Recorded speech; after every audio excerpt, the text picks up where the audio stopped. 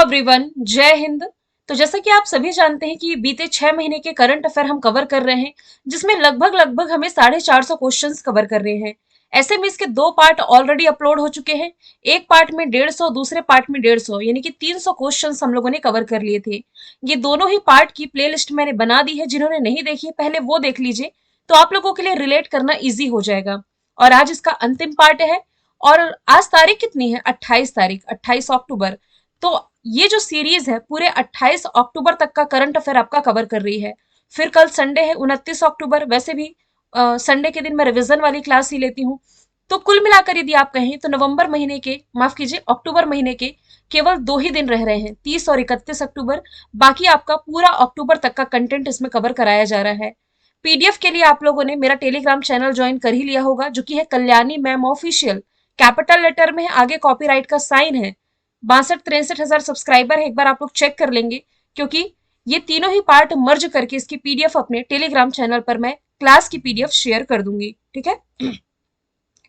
चलिए, हमारा जो पिछला क्वेश्चन था ये था, किस भारतीय टेनिस खिलाड़ी को 2024 के लिए टेनिस हॉल ऑफ फेम के लिए नॉमिनेट किया गया? तो आंसर लिएंडर पेस था। तो कहने के लिए तो सेकंड पार्ट में हमने 315 क्वेश्चन देखे थे, लेकिन नंबरिंग आगे पीछे हो गई थी, तो वो मैंने सेट कर दी है। हम शुरू करेंगे क्वेश्चन नंबर 306 से। हाल ही में जारी ग्लोबल इनोवेशन इंडेक्स 2023 में भारत किस स्थान पर है? तो भारत इसमें 40वें स्थान पर है। हालांकि पिछले साल भी भारत की रैंकिंग 40 थी। खान ग्लोबल स्टडीज पर जो स्टूडेंट मुझसे पढ़ रहे हैं, उन्होंने यदि वीडियो देखा होगा तो 2022 की रैंकिंग मैंने 40 बताई थी। एग्जाम में मान लीजिए 2022 का पूछा जा रहा है और 2023 का, तो आप चिंता ना करें कि कोई रैंकिंग में चेंज हो सकता है। नहीं, 2022 में भी भारत 40वें स्थान पर था, 2023 में भी 40वें स्थान पर। और इस बार भी स्विट्जरलैंड टॉप पर रहा है। वैश्विक बौद्धिक संपदा संगठन के द्वारा ये रिपोर्ट रिलीज की गई है। हालांकि ऑप्शन में देखिए आप क्या लिखा हुआ है, 161, 126 और 80। यदि आप रिलेट कर पाए तो मैंने आपको पढ़ा रखा है। प्रेस फ्रीडम इंडेक्स में भारत की रैंकिंग 161वीं है। टॉप पर इसमें नॉर्वे हो जाएगा। अब देखिए, शांति सूचकांक और खुशहाली सूचकांक दोनों में ही भारत को 126वां स्थान मिला है। जबकि यदि मैं बात करूं पीस इंडेक्स की, तो इसमें आइसलैंड टॉप पर है। हैप्पीनेस इंडेक्स में फिनलैंड टॉप पर है। और जेंडर इक्वालिटी के मामले में भारत 127 प्लेस पर है, इसमें भी टॉप पर आइसलैंड हो जाएगा। हेनले पासपोर्ट इंडेक्स में भारत 80 प्लेस पर है, सिंगापुर इस बार टॉप पर रहा है। वर्ल्ड टैलेंट रैंकिंग में भारत 56 में है। तो स्विट्जरलैंड यूरोप महाद्वीप का देश है, इसकी capital Bern currency Swiss Frank हो जाएगा। भारत में हरित क्रांति के जनक कहे जाने वाले किस व्यक्ति का निधन हुआ है? तो इनका नाम था MS स्वामीनाथन।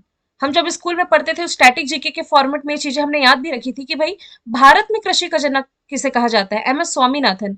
1967-68 और 77-78, यानी कि 77-78 के टाइम में ये जो हरित क्रांति हुई थी ना, उस समय भारत को खाद्यान्न की कमी वाले देश से निकालने में इन्होंने महत्वपूर्ण भूमिका निभाई थी। इनका भी हाल ही में निधन हुआ। राकेश झुनझुनवाला, क्या हमने रिलेट किया था? शेयर बाजार का बिग बुल इन्हें कहा जाता था।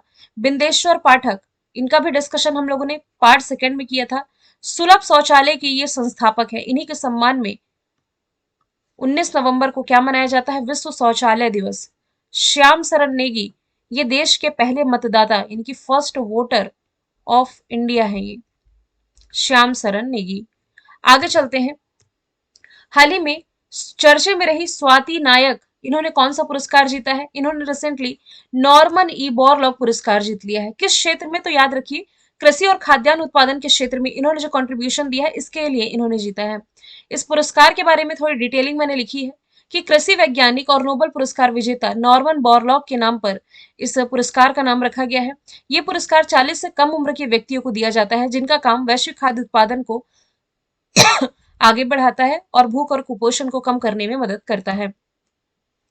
अंतरराष्ट्रीय बुकर पुरस्कार की यदि मैं बात करूं, तो जॉर्जिया गुस्पुदिनोवा ने जीता है। इनकी फिल्म फिल्म नहीं है, इनके नोवेल टाइम शेल्टर के लिए पिछले साल का गीतांजलि श्री ने जीता था। एबल प्राइज इस साल का जीता है लुइस कैफरली ने। एबल प्राइज को मैथ्स का नोबल कहा जाता है। जबकि आपसे पूछा जाए एशिया का नोबल, एशिया का नोबल ये हमने रेमन मैग्सेसे अवार्ड देखा है। 4 लोगों को मिला, जिसमें एक भारतीय रवि कन्नन। आगे चलते हैं।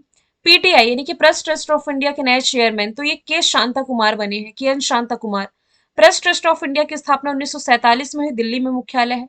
Steel Authority of India Limited, SAIL के अध्यक्ष अमरेंदु प्रकाश। रवि सिन्हा भारत की खुफिया एजेंसी रॉ के प्रमुख। नील मोहन ये हो जाएंगे यूट्यूब के सीईओ। हाल ही में सैन्य उपग्रह नूर 3 किस देश ने लॉन्च किया है? तो नूर यदि टर्म लिखा है ना तो आप आंख बंद करके इसे ईरान से रिलेट करेंगे। यदि नूरी लिखा हुआ है तो वो साउथ कोरिया का है। तो नूर 3 रॉकेट ये रिसेंटली लॉन्च किया गया है ईरान के द्वारा। ठीक है। इसे पृथ्वी की सतह से 450 किलोमीटर की ऊंचाई पर निचली पृथ्वी कक्षा में स्थापित किया जाएगा। ईरान जिसकी कैपिटल तेहरान, करेंसी रियल, राष्ट्रपति इब्राहिम राइसी हो जाएंगे। मालदीव के नए राष्ट्रपति कौन बने हैं? तो ये अभी हाल ही में मोहम्मद मोइज्जू बने हैं। मालदीव जिसकी कैपिटल माले, करेंसी रुपया, और भारत और मालदीव के बीच होने वाली एक्सरसाइज में इक्वल रिलेट करें। एशिया का सबसे छोटा देश ना ये मालदीव ही है। एकता अभ्यास भी भारत और मालदीव के बीच ही आयोजित किया गया था। रनिल विक्रमसिंघे, रामचंद्र पौडेल, थरमन सगुन रत्नम, ये तीनों का ही डिस्कशन हमने किया है पार्ट सेकंड में। नेपाल नेपाल और श्रीलंका और सिंगापुर, इन कंट्रीज से रिलेट करके। तो ये तीनों नाम हम डिस्कस कर ही चुके हैं, इसलिए इसे स्किप करते हुए आगे चलेंगे। आगे चलते हैं। हाल ही में ऑस्कर 2024 के लिए भारत की आर्टिफिशियल एंट्री के रूप में किस फिल्म को नामित किया गया है? तो ये फिल्म हो जाएगी 2018 एवरीवन इज अ हीरो। बाकी आप फिर से पार्ट 1 और सेकंड देखिए। इसमें हमने गंगूबाई काठियावाड़ी का डिस्कशन किया, रॉकेटरी फिल्म, दृश्यम 2, इन सभी का डिस्कशन आ चुका है। इसलिए जो स्टूडेंट कवर कर लेंगे ना दोनों पार्ट, उनको आसानी रहेगी थर्ड पार्ट को कवर करने में, और आप बेहतर रिलेट भी कर पाएंगे। ऑस्कर अवार्ड दुनिया भर में फिल्म जगत का सर्वोच्च सम्मान है। जैसे भारत में क्या है, दादा साहब फाल्के अवार्ड, सेम वैसे ही ऑस्कर अवार्ड। हाल ही में किस राज्य में देश के पहले कार्टोग्राफिक म्यूजियम का उद्घाटन किया गया है? तो इसका उद्घाटन रिसेंटली किया गया है उत्तराखंड में। उत्तराखंड के मसूरी में इसका उद्घाटन किया गया। उत्तराखंड की राजधानी देहरादून, मुख्यमंत्री पुष्कर सिंह धामी, राज्यपाल गुरमीत सिंह है। Jim Corbett national park, Rajaji national park, Nanda Devi national park यही है। बांध में टेहरी बांध आप उत्तराखंड में ही पड़ते हैं। आगे चलते हैं। फिजिक्स के क्षेत्र का नोबेल पुरस्कार, केमिस्ट्री का और मेडिकल का, 3 मैंने मेंशन किया, बाकी के 3 बाद में मैं मेंशन करूंगी। फिजिक्स के क्षेत्र का जीता है पियरे फेरेनकॉल्स और एनी ला हुइलियर, इन तीनों ने ही। हालांकि अभी इस साल के अंत में 10 दिसंबर को ये पुरस्कार प्रदान किए जाएंगे। तो पियरे, फेरिंग और एनी, इन्हें पदार्थ में इलेक्ट्रॉन की गति विद्यमान का अध्ययन करने के लिए इस अवार्ड से सम्मानित किया गया। फिजिक्स के क्षेत्र में 3 हैं और केमिस्ट्री के क्षेत्र में 2 हैं, कैटालिन कारिको और डूड्री वीसमैन। स्वांते पैबो ये मेडिकल के क्षेत्र के हैं, लेकिन 2022 में इन्हें मिला था। इस प्रश्न का आंसर हो जाएगा बोथ ए एंड बी। ठीक है। तो ये सम्मान उन्हें न्यूक्लियोसाइड बेस्ड संशोधनों से संबंधित उनकी खोज के लिए प्रदान किया गया है। अब ये 6 कैटेगरी में दिए जाते हैं नोबेल प्राइज। अर्थशास्त्र के क्षेत्र में केमिस्ट्री, फिजिक्स, मेडिकल, पीस यानी कि शांति, और लिटरेचर साहित्य के क्षेत्र में। हालांकि सभी कैटेगरी यहां से मैंने मेंशन की है, एक एक करके बताते जाऊंगी। केमिस्ट्री के क्षेत्र में 3 लोगों ने जीता है, माउंगी बावेंडी, लुइस ब्रुस और एलेक्सी एकिमोव, इन तीनों ने ही जीता है। ये तीनों अमेरिकी मूल के केमिस्ट हैं। आगे चलते हैं। अच्छा, ये 6 कैटेगरी तो मैंने लिखी है। देखिए 2001 से ये नोबेल पुरस्कार प्रदान किए जा रहे हैं अल्फ्रेड नोबेल की स्मृति में। अल्फ्रेड नोबेल जिन्होंने डायनामाइट की खोज की थी। ऐसे पहले भारतीय जिन्होंने नोबेल पुरस्कार जीता ये रविन्द्रनाथ टैगोर थे, जिन्होंने अपनी रचना गीतांजलि के लिए यानी कि साहित्य के क्षेत्र में नोबेल पुरस्कार जीता था। अगला प्रश्न है, विश्व स्तर पर सुंदरवन जलवायु प्रभाव को उजागर करने के लिए भारत और किस देश के बीच में समझौता हुआ है? तो सुंदरवन डेल्टा दुनिया का सबसे बड़ा डेल्टा कहाँ है? तो ये पश्चिम बंगाल में है। आंसर इसका हो जाएगा बांग्लादेश। तो भारत और बांग्लादेश के बीच में सुंदरवन के जलवायु प्रभाव को उजागर करने के लिए दोनों देश एकजुट हुए हैं। ठीक है। सुंदरवन जो कि बंगाल की खाड़ी में स्थित, आप देख पा रहे हैं यहां बे ऑफ बंगाल है। बंगाल की खाड़ी में स्थित गंगा, ब्रह्मपुत्र और मेघना नदियों के संगम से बना डेल्टा में एक मैंग्रोव वन क्षेत्र है। आप समझिए यहाँ पर गंगा ब्रह्मपुत्र क्या है, तो भारत से बहती हुई आती यहाँ ये जो गंगा नदी है ना, जब ये बांग्लादेश में प्रवेश करेगी तब ये कहलाएगी पद्मा। और यहाँ असम वाले क्षेत्र से बहती हुई यहाँ नदी आ रही है, इसका नाम है ब्रह्मपुत्र। जब ये बांग्लादेश में प्रवेश करेगी तब कहलाएगी जमुना। और गंगा और ब्रह्मपुत्र यानी कि पद्मा और जमुना दोनों की धाराएं जब मिलती है तो संयुक्त रूप से मेघना बन करके बंगाल की खाड़ी में गिर जाती है। भारत और किस देश के बीच में संयुक्त अभ्यास संप्रति का आयोजन किया गया? तो पड़ोसी बांग्लादेश के बीच में। अभी बांग्लादेश का डिस्कशन यहीं पर हमने किया है, बे ऑफ बंगाल के ऊपर में आप देख पा रहे हैं। तो दोनों देशों के बीच में ये जॉइंट मिलिट्री एक्सरसाइज जिसका 11वां संस्करण अक्टूबर 2023 में मेघालय की उमरोई में शुरू हुआ। बांग्लादेश जिसकी कैपिटल ढाका करेंसी टका, प्राइम मिनिस्टर शेख हसीना, राष्ट्रपति यहाँ के साहबुद्दीन चुप्पू हो जाएंगे। किस देश में भीमराव अंबेडकर की सबसे बड़ी प्रतिमा का अनावरण किया जाएगा? तो ये किया जाना है अमेरिका में। ऑप्शन नंबर सी इसका राइट आंसर हो जाएगा। भारत के बाहर इनकी सबसे बड़ी प्रतिमा है। 14 अक्टूबर को किया जा चुका है। इसे नाम दिया गया स्टेच्यू ऑफ इक्वालिटी। इसके डिजाइनर है राम विसुतार। अब आप समझिएगा, दो चीजें मैं आपको बताती हूँ। एक है स्टेच्यू ऑफ यूनिटी, यह है सरदार पटेल की प्रतिमा, दुनिया की सबसे ऊंची प्रतिमा है। इसे राम विसुतार ने डिजाइन किया है। ये गुजरात के केवड़िया में है। एक स्टेच्यू ऑफ इक्वालिटी हम गुजरात के, माफ कीजिएगा, आंध्र प्रदेश के हैदराबाद से भी पढ़ते हैं, वो रामानुजाचारी की प्रतिमा है। और ये स्टेच्यू ऑफ इक्वालिटी ये भीमराव अंबेडकर की प्रतिमा है। भीमराव अंबेडकर ना, याद रखिए, ये ड्राफ्ट कमेटी के अध्यक्ष थे, प्रारूप समिति के अध्यक्ष। ये एग्जाम में पूछा जाता है। हाल ही में बॉर्डर रोड ऑर्गेनाइजेशन यानी कि सीमा सड़क संगठन के प्रमुख कौन बने हैं? तो रघु श्रीनिवासन ये बन गए हैं सीमा सड़क संगठन के प्रमुख, 28वें प्रमुख बने हैं। इस संगठन की स्थापना 1960 में हुई। दिल्ली में मुख्यालय है। रक्षा मंत्रालय के अंतर्गत आता है। देश के सीडीएस अनिल चौहान, सीबीआई के महानिदेशक प्रवीण सूद, इलेक्शन कमीशन ऑफ इंडिया के प्रमुख राजीव कुमार हो जाएंगे। T20 इंटरनेशनल में सबसे ज्यादा रन बनाने वाली टीम बन गई है नेपाल की। अभी जो 19वें एशियाई गेम्स चल रहे थे ना चाइना के होंगजू में, यहाँ पर नेपाल ने ये रिकॉर्ड बनाया है। जाति आधारित जनगणना गणना जारी करने वाला देश का पहला राज्य बिहार बना है और बिहार के बाद अब राजस्थान भी जाति आधारित जनगणना कराने जा रही है। अब इससे फायदा क्या होगा? अलग अलग जाति के लोगों को इनकी शिक्षा, सामाजिक, राजनीतिक और आर्थिक स्थिति के हालातों का पता चल सकेगा। इसके अलावा लोगों के लिए सही पॉलिसी लाई जा सकेगी। ये बहुत सारी सामाजिक और आर्थिक नीति है जो कि इस आंकड़े से प्रभावित होंगी। अब बिहार जिसकी राजधानी पटना, मुख्यमंत्री नीतीश कुमार। और मैं आपको बता दूं, राज्यपाल मैं बार बार इसलिए नहीं बता रही हूँ क्योंकि अपना 2 राज्यों के राज्यपाल बदले गए हैं। पॉसिबिलिटी है कि जब आप ये वीडियो देख रहे होंगे उस समय और कई राज्यों के बदल दिए गए होंगे, इसलिए मुख्यमंत्री राज्यपाल कोई फिक्स नहीं रहते हैं। राज्यपाल तो मैं कहूंगी कभी भी बदले जा सकते हैं, है ना। आगे चलते हैं। हाल ही में भारत का पहला जल विश्वविद्यालय कहाँ खुलने जा रहा है? तो उत्तर प्रदेश का हमीरपुर। यदि लोकेशन देखें तो ये है। यहाँ पहला जल विश्वविद्यालय बनने जा रहा है। ये ऐसा पहला विश्वविद्यालय होगा जहाँ छात्र और शोधार्थी यानी कि जो रिसर्चर्स हैं, ये जल की कमी से पैदा हो रही समस्याओं के लिए पुरातन और आधुनिक तकनीकों के माध्यम से सोल्यूशन इसका खोज सकेंगे। और जल संकट को as a course, UG PG के कोर्स के रूप में शामिल किया जाएगा। ईरानी ट्रॉफी, देखिए घरेलू टूर्नामेंट है क्रिकेट का। ईरानी ट्रॉफी रिसेंटली शेष भारत ने जीती है। किसे हरा करके? सौराष्ट्र को हरा करके जीती है। घरेलू क्रिकेट के टूर्नामेंट को बीसीसीआई रेगुलेट करता है और अंतरराष्ट्रीय स्तर पर आईसीसी रेगुलेट करता है। डूरंड कप मोहन बागान ने जीता है, एशिया का सबसे पुराना फुटबॉल टूर्नामेंट।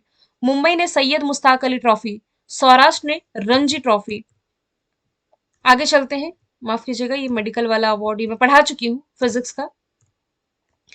अगला प्रश्न है 2023 के लिए सशस्त्र रामानुज अवार्ड। देखिए मैथ्स के क्षेत्र में दिया जाता है। 2023 का मिला है रुइस यांगजांग को। इसके पहले मिला था नीना गुप्ता को। जॉर्जिया गोस्पदिनोव इंटरनेशनल बुकर पुरस्कार इन्हें इस साल का मिला है। लुइस कैफरली, मैथ्स का नोबल कहे जाने वाला जो एबल प्राइज है, ये लुइस कैफरली ने जीता है 2023 का। हाल ही में रामागुंडम एनटीपीसी प्रोजेक्ट का उद्घाटन कहाँ किया गया? तो इसका उद्घाटन रिसेंटली तेलंगाना में किया गया है। इसकी क्षमता है 800 मेगावाट की और इसका उद्घाटन प्राइम मिनिस्टर नरेंद्र मोदी ने किया है। इसका टेंडर मिला है एनटीपीसी यानी कि नेशनल थर्मल पावर कॉर्पोरेशन को, जो कि भारत की सबसे बड़ी विद्युत उत्पादक कंपनी है। स्थापना 1975, दिल्ली में मुख्यालय। अब तेलंगाना जिसकी राजधानी हैदराबाद, 2 जून 2014 को ये भारत का नया राज्य बना। मुख्यमंत्री के चंद्रशेखर राव, राज्यपाल तमिलिसाई सौंदरराजन हो जाएंगे। हाल ही में एशियाई खेल 2023 में भाला फेंक प्रतिस्पर्धा में गोल्ड मेडल किसने जीता है? तो ये रिसेंटली जीत लिया है नीरज चोपड़ा ने। नीरज चोपड़ा भाला फेंक से रिलेटेड है, और ऑप्शन से आप एलिमिनेट भी करेंगे तो आप जानते ही हैं, दीपक पुनिया, बजरंग पुनिया ये पहलवानी से रिलेटेड हो जाएंगे, सुनील छेत्री ये तो फुटबॉल से रिलेटेड हो जाएंगे, तो ऑब्वियस है कि एक ही ऑप्शन बचता है। नीरज चोपड़ा ने 88.88 थ्रो के साथ गोल्ड जीता है। जबकि वुमेन्स कैटेगरी में यदि मैं बात करूं तो जेवेलिन थ्रो में गोल्ड जीतने वाली पहली भारतीय एथलीट, यानी कि एशियन गेम्स के इतिहास में ऐसी पहली भारतीय महिला जिन्होंने गोल्ड जीता, तो ये अनु रानी हो जाएंगी। इन्होंने 62.92 मीटर का थ्रो किया और ये गोल्ड विजेता रही। पीवी सिंधु बैडमिंटन से रिलेटेड हो जाएंगी। हरमनप्रीत कौर ये आपकी क्रिकेट से, एक हरमनप्रीत सिंह है वो हॉकी से है ना। मीराबाई चानू ये आपकी भारत तोलन वेट लिफ्टिंग से रिलेटेड हो जाएंगी। आगे चलते हैं, 329 प्रश्न है। आईसीसी ने किसे पुरुष क्रिकेट वर्ल्ड कप के लिए ग्लोबल एम्बेसडर बनाया है? तो पूर्व क्रिकेटर सचिन तेंदुलकर की नियुक्ति आईसीसी के ग्लोबल एम्बेसडर के रूप में की गई है। अभी देखिए, भारत होस्ट कर रहा है, कई बार मैं आपको बता चुकी हूँ, और इसके लिए नरेंद्र मोदी स्टेडियम से शुरुआत हुई थी, नए नए रिकॉर्ड भी बन रहे हैं कई क्रिकेटर्स के नाम, तो वो सारे क्वेश्चंस मैंने यहाँ ऐड किए, उसके लिए चिंता नहीं करेंगे आप लोग। आईसीसी यानी कि इंटरनेशनल क्रिकेट काउंसिल, 1909 इसका फॉर्मेशन ईयर है। दुबई यूएई में हेडक्वार्टर, और ग्रेग बार्कले वर्तमान में इसके अध्यक्ष हो जाएंगे।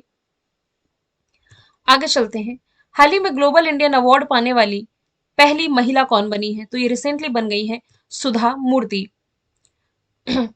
सुधा मूर्ति को टोरंटो में इंडो कैनेडियन समारोह में कनाडा इंडिया फाउंडेशन द्वारा प्रतिष्ठित ग्लोबल इंडियन अवार्ड से सम्मानित किया गया है। यह पुरस्कार प्रतिवर्ष उस उत्कृष्ट भारतीय व्यक्ति को दिया जाता है जिसने कि अपने संबंधित क्षेत्र में एक अमिट छाप छोड़ी हो। तो ये इन्फोसिस फाउंडेशन के अध्यक्ष भी हैं सुधा मूर्ति। एकता कपूर एमी अवार्ड जीतने वाली पहली भारतीय महिला। फाल्गुनी नायर ये देश की महिला पहली स्वनिर्मित यानी कि सेल्फ मेड महिला अरबपति है। नायका की सीईओ फाउंडर हो जाएंगी। निर्मला सीतारमन, फोर्ब्स ने दुनिया के सबसे शक्तिशाली महिलाओं की लिस्ट जारी की, इसमें ये 36 प्लेस पर है, हमारी वित्त मंत्री। हाल ही में किस राज्य या यूटी के पश्मीना उत्पाद को जीआई टैग मिला है? तो जम्मू कश्मीर का ये प्रोडक्ट है, जो कि जम्मू कश्मीर के कठुआ जिले का 100 साल से अधिक पुराना प्रोडक्ट है, इसे रिसेंटली जीआई टैग मिला। असम का चोकुआ चावल जिसे जीआई टैग मिला। दार्जिलिंग की चाय, इसे सबसे पहली बार 2004 में जीआई टैग मिला था। और मध्य प्रदेश से सुंदरजा आम रीवा जिले से आप रिलेट कर सकते हैं। आगे चलते हैं, हाल ही में किस देश ने दक्षिण पूर्व एशिया की पहली हाई स्पीड रेलवे जिसका नाम है वूश इसका उद्घाटन किया? ये उद्घाटन रिसेंटली इंडोनेशिया के द्वारा किया गया है। ठीक है, तो ये जकार्ता के विशाल महानगर को पश्चिम जावा प्रांत की राजधानी बोरुंडी से कनेक्ट करेगा। मतलब एक लाइन में कहूं तो ये जो रेलवे सर्विस है वूश, इसके माध्यम से 3 घंटे की यात्रा अब 40 मिनट में हो सकेगी। ये फैसिलिटी है जिससे क्षेत्रीय कनेक्टिविटी में वृद्धि हो सकेगी और आर्थिक विकास में भी सुविधा होगी। इंडोनेशिया की कैपिटल जकार्ता, करेंसी रुपी, इंडोनेशियाई रुपी, और यहाँ के राष्ट्रपति जोको विडोडो हो जाएंगे। मैगलेव ट्रेन जिसकी स्पीड 600 किलोमीटर प्रति घंटे की थी, इसका उद्घाटन लास्ट ईयर चाइना ने किया। जापान के सहयोग से देश में पहली बुलेट ट्रेन चलने जा रही अहमदाबाद से मुंबई के बीच में। अनाथ बच्चों के लिए योजना लाने वाला पहला राज्य कौन बना है? तो ये बन गया है हिमाचल प्रदेश। इस योजना का नाम क्या है? तो सुख आश्रय योजना। इस योजना के माध्यम से अनाथ और अन्य वंचित वर्गों के जीवन स्तर में सुधार लाने का भी प्रावधान किया जाएगा। हिमाचल प्रदेश की राजधानी शिमला, मुख्यमंत्री सुखविंदर सिंह सुक्खू, राज्यपाल शिव प्रताप शुक्ल है। नेशनल पार्क में पिन घाटी, great Himalayan national park, Renuka वन्य जीव अभ्यारण्य, महाराणा प्रताप सागर बांध यही है। धमान छपेलू, नटी डांडी, चंबा नाच आप यहीं से रिलेट कर सकते हैं। साहित्य के क्षेत्र का नोबेल पुरस्कार किसने जीता है? ये जॉन फॉसे ने जीता है 2023 के लिए। पिछला जीता था एनी एनॉक्स ने। इंटरनेशनल बुकर पुरस्कार 2023 का जॉर्जिया गॉस्पदिनेव, 2022 के लिए गीतांजलि श्री। ठीक है, तो ये नॉर्वे के लेखक है जॉन फॉसे। नोबेल पुरस्कार 6 कैटेगरी में दिया जाता है, लेकिन अब जो ये 3 कैटेगरी में मेंशन कर रही हूँ इसके सिंगल सिंगल विजेता है, इसलिए आप इन तीनों के नाम याद रखें। इंपॉर्टेंट है शांति के क्षेत्र का। शांति के क्षेत्र का जीता है नरगिस मोहम्मदी ने, ये ईरान की मानवाधिकार कार्यकर्ता है। जॉन फॉसे का डिस्कशन में कर चुकी। रेमन मैक्सेसे अवार्ड ये दलाई लामा ने व्यक्तिगत कैटेगरी में जीता था। अरुंधति रॉय इंटरनेशनल बुकर पुरस्कार जीतने वाली पहली भारतीय महिला, 1997 में जीता था इन्होंने। अर्थशास्त्र के क्षेत्र में नोबेल पुरस्कार की भी इकलौती विजेता है क्लाउडिया गोल्डिन, इन्होंने जीत लिया है। ये हार्वर्ड यूनिवर्सिटी में अर्थशास्त्र के प्रोफेसर है। ये अवार्ड जीतने वाली तीसरी महिला बनी है। और ये सभी 3 नाम हम डिस्कस कर चुके हैं। आगे चलते हैं। प्राइम मिनिस्टर नरेंद्र मोदी ने किस राज्य में एनएमडीसी ग्रीनफील्ड प्लांट ये राष्ट्र को समर्पित किया है? तो इसका उद्घाटन प्राइम मिनिस्टर नरेंद्र मोदी जी ने रिसेंटली किया है। कहा? छत्तीसगढ़ में। एक सेकंड रुकिए। ऑप्शन नंबर डी इसका राइट आंसर हो जाएगा। छत्तीसगढ़ के बस्तर में इसका उद्घाटन किया गया है। 24,000 करोड़ की लागत से बनाया गया है। छत्तीसगढ़ राज्य जो है एक बड़े इस्पात उत्पादक राज्य के रूप में लाभ प्राप्त भी कर रहा है। तो यहाँ उद्घाटन किया है प्राइम मिनिस्टर नरेंद्र मोदी ने। एनएमडीसी यानी कि national mineral development corporation. Chhattisgarh की राजधानी रायपुर। मुख्यमंत्री भूपेश बघेल वर्तमान में अभी तक तो यानी कि 28 अक्टूबर तक तो राज्यपाल विश्वभूषण हरिचंदन ही है। नेशनल पार्क में इंदिरा कांगेर, गुरघासीदास, अचानक मार वाइल्ड लाइफ सेंचुरी आप यहीं पढ़ते हैं। प्रमुख कृषि के त्योहार में हरेली और छेरछेरा आप रिलेट कर सकते हैं। हाल ही में किस संगठन के हमले के बाद इसराइल ने युद्ध का ऐलान किया? तो हमास जो कि पैलेस्टाइन का एक आतंकी संगठन है, इसने इसराइल पर हमला किया है और इसके बाद से इसराइल इसका विरोध करते हुए इसराइल ने भी हालांकि ऑपरेशन चला दिया है। और आगे क्या ऑपरेशन नाम दिया गया, क्या क्या चीजें इस्तेमाल की जा रही है, इसके भी क्वेश्चन मैंने आगे मेंशन किए हैं। ठीक है। इसराइल और पैलेस्टाइन का विवाद अभी नहीं, बहुत पुराना है। इसके बारे में डेली करंट अफेयर की क्लास में मैंने आपको सब कुछ ही बता रखा है। आगे चलते हैं। जलवायु परिवर्तन से जुड़ा जो स्पीजनोवा पुरस्कार है, ये जीता है डॉक्टर जॉइता गुप्ता ने। नीदरलैंड में आयोजित एक समारोह में इन्हें सम्मानित किया गया है डच रिसर्च काउंसिल के द्वारा। स्पिंजो पुरस्कार को डच नोबल के नाम से भी जाना जाता है। हालिया मीर वन्यजीव संरक्षण पुरस्कार 2022, अंतरराष्ट्रीय बुकर पुरस्कार 2022 गीतांजलि श्री, यूएनईपी के द्वारा champion of the earth award 2022 पूर्णिमा देवी वर्मन। हाल ही में किस राज्य के तट मंदिर को भारत का पहला हरित ऊर्जा पुरातत्व स्थल बनाया गया है? तो आंसर इसका तमिलनाडु हो जाएगा। तमिलनाडु के मामल्लापुरम तट मंदिर को भारत का पहला हरित ऊर्जा पुरातत्व स्थल बनाया गया है। इस तट मंदिर को 1984 में महाबलीपुरम के स्मारकों के समूह के हिस्से में यूनेस्को विश्व धरोहर स्थल के रूप में घोषित किया गया था। और ये मंदिर तमिलनाडु के महाबलीपुरम में है। तमिलनाडु जिसकी कैपिटल चेन्नई, मुख्यमंत्री एम के स्टालिन, राज्यपाल R N Ravi, national park में अनामलई मुदुमलई रिलेट कर सकते हैं आप। तो 340 प्रश्न यहां से आपके डन हुए।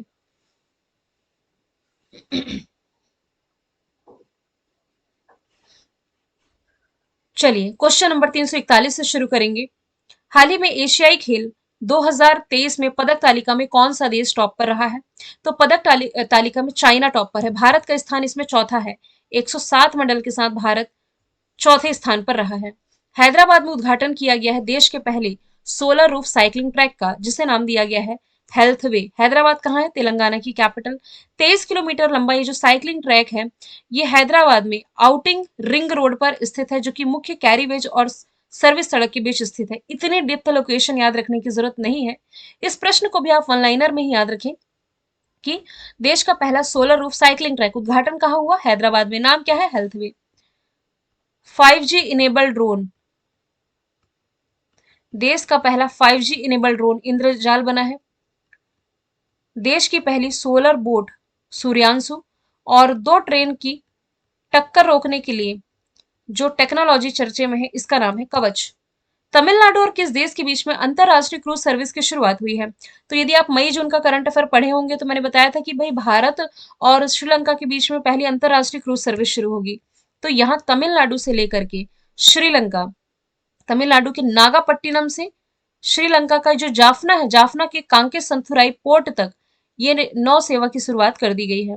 श्रीलंका की capital, commercial capital Colombo, executive capital Jayawardenepura Kotte, currency श्रीलंकाई रुपी, राष्ट्रपति रणल विक्रमसिंघे, प्राइम मिनिस्टर दिनेश गुणवर्धने हो जाएंगे। राष्ट्रीय किशोर कुमार सम्मान 2022-23 से सम्मानित किया गया है प्रसिद्ध बॉलीवुड अभिनेता धर्मेंद्र कुमार को। रजनीकांत, इन्हें इंडियन इंटरनेशनल फिल्म फेस्टिवल जो 53वां एडिशन था ना, इन्हें लाइफ टाइम अचीवमेंट अवार्ड से सम्मानित किया गया 2021 के लिए। अभी रिसेंटली दादा साहब फाल्के अवार्ड की घोषणा हुई है। विजेता वहीदा रहमान है। इनसे पहले आशा पारिक को मिला था और इनसे पहले 2019 में मिला था किसे? अमिताभ बच्चन जी को। आगे चलते हैं। हाल ही में परमाणु मिसाइल ब्यूवेस्टनिक का सफल परीक्षण किसने किया है? तो ये सफल परीक्षण किया गया है किसके द्वारा? रशिया के द्वारा। ऑप्शन नंबर बी इसका राइट आंसर हो जाएगा। परमाणु से चलने वाला एक क्रूज मिसाइल, नाम ब्यूवेस्टनिक है। रशिया की कैपिटल मॉस्को, करेंसी रूबल। संसद यहाँ की कहलाती ड्यूमा। प्रेसिडेंट यहाँ के व्लादिमीर पुतिन हो जाएंगे। म्यूरा रॉकेट किस देश के द्वारा लॉन्च किया गया? ये यूरोपियन कंट्री स्पेन के द्वारा लॉन्च किया गया है।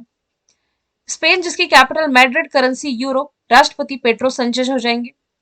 मैं इसलिए स्किप करते हुए चल रही हूँ क्योंकि अभी 2-3 बार डिस्कशन आ चुका है स्पेन का।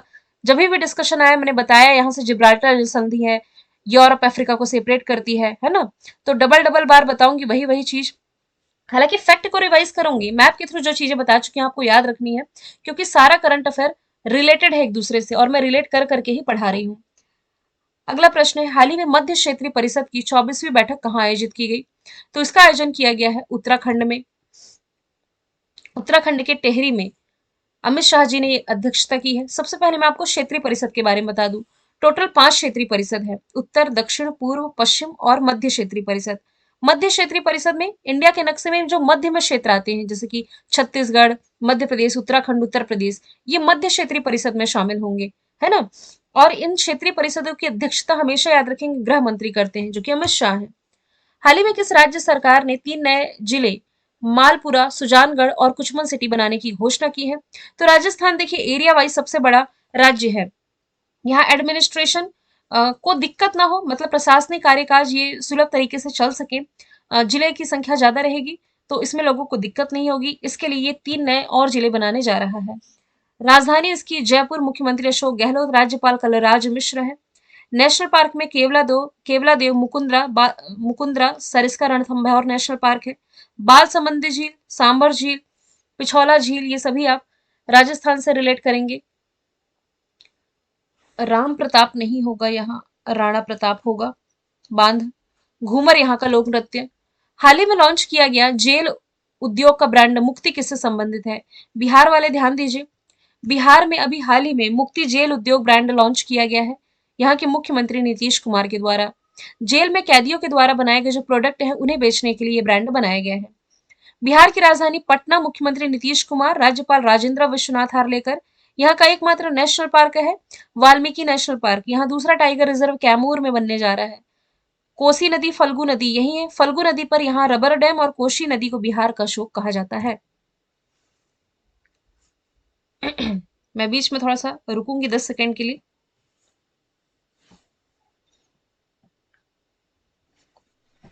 आप मेरे यदि डेली स्टूडेंट है तो आपको मालूम होगा डेली की करंट अफेयर की क्लास मेरी 15 से 20 मिनट की रिकॉर्डेड होती है। हालांकि खान सर के प्लेटफॉर्म पर तो 1-1 घंटे की भी लाइव क्लास चलती है। लाइव में पता नहीं चलता, लेकिन रिकॉर्डेड क्लास जो है मैं आपको 15 से 20 मिनट की प्रोवाइड नहीं कराती हूँ, इससे ज्यादा की प्रोवाइड नहीं कराती हूँ। और इंपॉर्टेंट कंटेंट लिमिटेड होते हैं जिनकी पॉसिबिलिटी रहती है आपके एग्जाम में पूछे जाने की।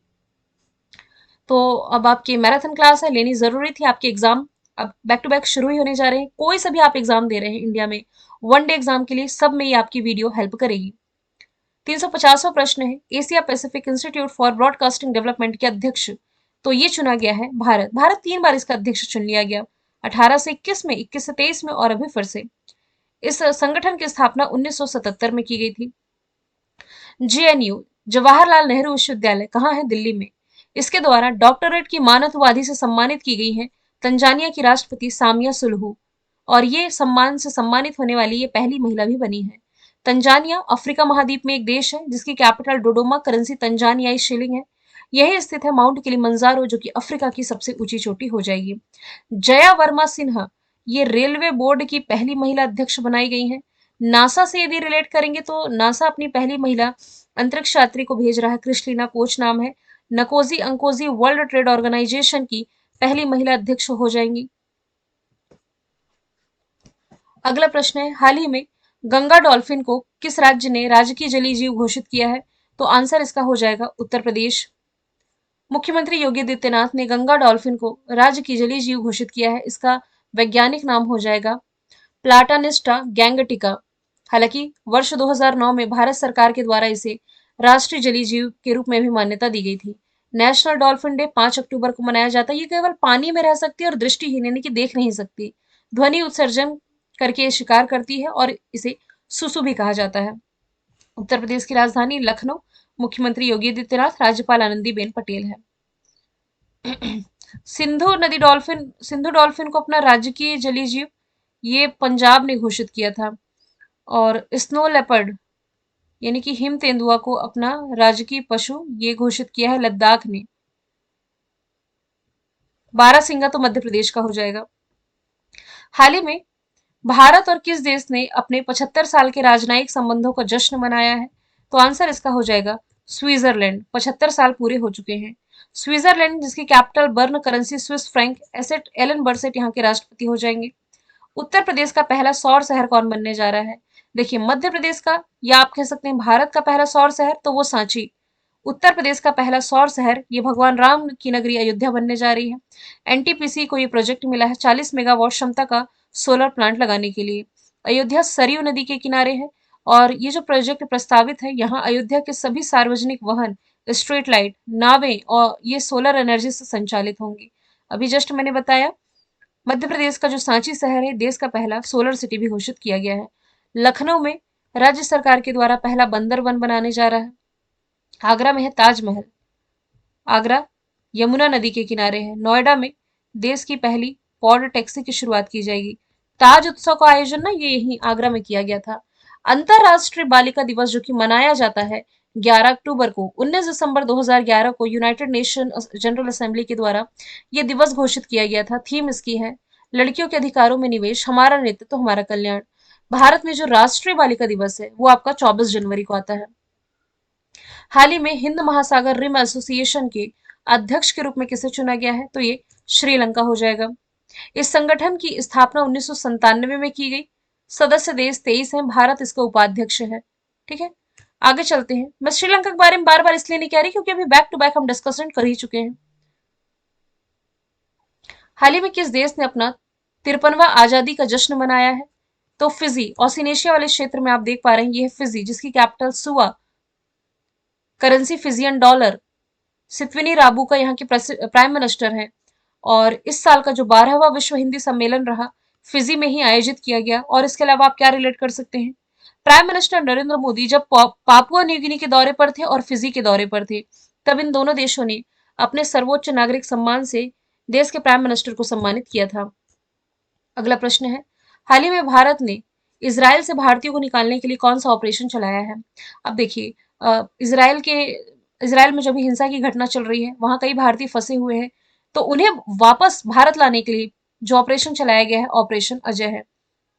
ये अक्टूबर का करंट अफेयर है। डेली करंट अफेयर जो स्टूडेंट देख रहे होंगे मैं डिटेल में सारी चीजें बता ही चुकी हूँ। ऑपरेशन गंगा यूक्रेन से भारतीयों को निकालने के लिए देवी शक्ति अफगानिस्तान से। ऑपरेशन करुणा, ऑपरेशन करुणा की शुरुआत म्यांमार में जब मोचा साइक्लोन आया था ना तो भारत ने हेल्प के लिए ऑपरेशन करुणा चलाया था। हाल ही में अंतरराष्ट्रीय क्रिकेट में सबसे अधिक छक्कों का रिकॉर्ड किसने बनाया है? ये बनाया है रोहित शर्मा ने। अभी इसमें कितने लिखे हुए हैं? 453 मैचों में 555 छक्के। अभी रिकॉर्ड बढ़ गया है। अभी अफगानिस्तान के साथ मैच हुआ था तो ये रिकॉर्ड था, अब तो छक्कों की संख्या बढ़ गई है इसमें, है ना? तो ये फिक्स नहीं है, लेकिन अब सबसे ज्यादा छक्कों का रिकॉर्ड इन्हीं के नाम हो गया है। अब क्रिकेट के भी क्वेश्चन बनेंगे। हमास ने इसराइल पर जो हमला किया है इसका नाम रखा गया है अल अक्सा फ्लड। और इसराइल ने जो हमास पर हमला किया है उसका नाम क्या है वो मैं आगे बताऊंगी। तो हमास के द्वारा इसराइल पर किए गए हमले को नाम दिया गया है अल अक्सा फ्लड। इसराइल की लोकेशन यदि आप देखें तो अरेबियन सी होते हुए गल्फ ऑफ आदेन, यहाँ रेड सी और यहाँ स्वेज कैनाल, मेडिटेरियन सी क्रॉस करते हुए आप इसराइल पहुंचते हैं। पॉपुलेशन ज्यादा नहीं, 96 लाख के आसपास आबादी है, 1 करोड़ से भी कम। कैपिटल इसकी यरूशलेम जिसे इसराइल मानता है। यरूशलेम में स्थित है अल अक्सा मस्जिद। यहाँ क्या लिखा है? अल अक्सा फ्लड। मैं क्या बता रही हूँ? अल अक्सा मस्जिद, जो कि मक्का मदीना कहाँ है? सऊदी अरब। मक्का मदीना के बाद मुस्लिमों का दूसरा सबसे पवित्र स्थल माना जाता है।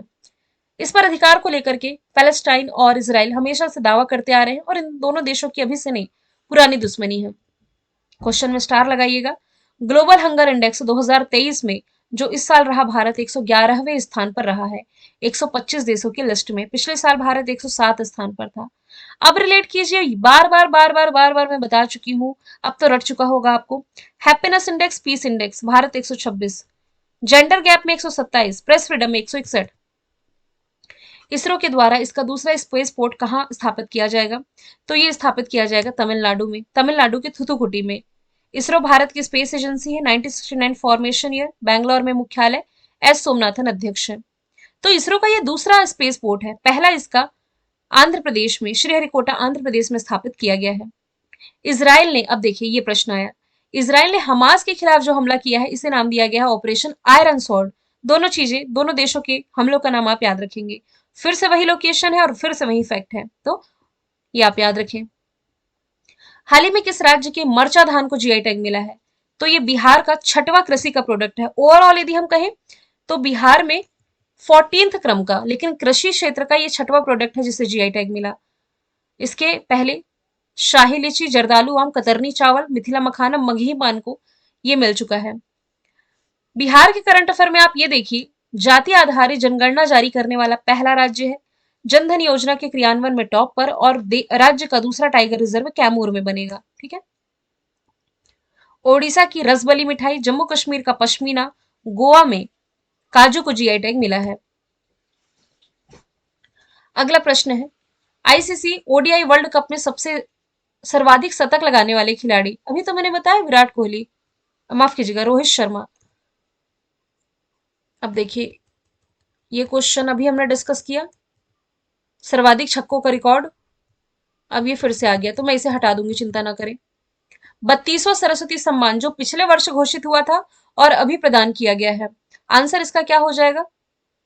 शिवाशंकरी। इनकी रचना सूर्यवंशम के लिए के बिरला फाउंडेशन के द्वारा सम्मानित किया गया है। व्यास सम्मान 2022 के विजेता हैं ज्ञान चतुर्वेदी। इनकी रचना पागल खाना के लिए। नोबल पीस प्राइज, मैं बोल चुकी हूँ कि याद रख लीजिए, क्वेश्चन इंपॉर्टेंट है। नोबल पीस प्राइज 2023 की विजेता है ईरान की मानवाधिकारकर्ता नरगिस मोहम्मदी। सरस्वती सम्मान के बिरला फाउंडेशन द्वारा दिया जाता है। 1991 में इसकी स्थापना की गई थी। पहले विजेता थे हरिवंश राय बच्चन जी, जो कि अमिताभ बच्चन जी के पिता है। हाल ही में भारत का पहला वेटलैंड शहर कौन बनेगा? देश में वेटलैंड स्थलों की संख्या यदि पूछी जाती साइट्स की, तो वो 75 साइट्स हैं। पहली बार किसी स्थल को वेटलैंड शहर के रूप में डेवलप किया जाएगा। ये है राजस्थान का सिटी ऑफ लेक कहे जाने वाला उदयपुर शहर। सांची, ये देश की पहली सोलर सिटी है, देश की पहली ट्रैफिक लाइट फ्री सिटी। ये है कोटा। स्वच्छ सिटी में हम क्या पढ़ते हैं? इंदौर। हाल ही में सत्यजीत रे लाइफ टाइम अचीवमेंट अवार्ड के लिए किसे चुना गया है? तो आंसर इसका हो जाएगा माइकल डगलस। इस साल गोवा में 54वें क्रम के जो इंडियन इंटरनेशनल फिल्म फेस्टिवल होंगे, इन्हें सम्मानित किया जाएगा। पिछले साल इसके विजेता थे कार्लोस सोरा, Spanish film director. Allu Arjun को इस साल नेशनल फिल्म अवार्ड मिला है इनकी फिल्म पुष्पा के लिए। आगे चलते हैं। भारत के बाहर बी आर अम्बेडकर की सबसे ऊंची प्रतिमा कहाँ स्थापित होने जा रही? वियतनाम में। माफ कीजिएगा, वियतनाम नहीं है, अमेरिका है right answer. B R Ambedkar की, ये क्वेश्चन भी रिपीट हो गया क्या? पढ़ाया ना अभी जस्ट मैंने बी आर अम्बेडकर, जिन्हें ड्राफ्ट कमेटी का अध्यक्ष चुना गया। हाँ जी, तो यही मैं बताने जा रही थी, ये भी क्वेश्चन रिपीटेड है। राम विसुतार इसके डिजाइनर है। स्टेच्यू ऑफ इक्वालिटी मैंने जस्ट बताया है। विदेश मंत्री एस जयशंकर ने किस देश में रविन्द्रनाथ टैगोर की प्रतिमा का उद्घाटन किया? तो वियतनाम अब इसका आंसर होगा। ये भारत के 4 राज्यों से सीमा साझा करता म्यांमार, म्यांमार से फिर इधर लाओस और वियतनाम, जिसकी कैपिटल हनोई, करेंसी वियतनामी डोंग है। तो रविन्द्रनाथ टैगोर जी की जो प्रतिमा रही, इसका उद्घाटन विदेश मंत्री एस जयशंकर ने किया है वियतनाम में। रिसेंटली न्यूजीलैंड के नए प्राइम मिनिस्टर भी बने हैं 42वें क्रम के, क्रिस्टोफर लक्सन। इनके पहले क्रिस हिप्किंस और इनसे पहले हुआ करती थी जेसिका अर्डन। एंथनी अल्बनीज, ये ऑस्ट्रेलिया के प्राइम मिनिस्टर हैं। तो न्यूजीलैंड और ये है ऑस्ट्रेलिया। न्यूजीलैंड की कैपिटल वेलिंगटन, करेंसी डॉलर। विश्व खाद्य दिवस ये मनाया जाता है 16 अक्टूबर को। तो अब हमारे मिड अक्टूबर तक के करंट अफेयर, हमने मई से शुरू किया था, मिड अक्टूबर में आ गए हैं।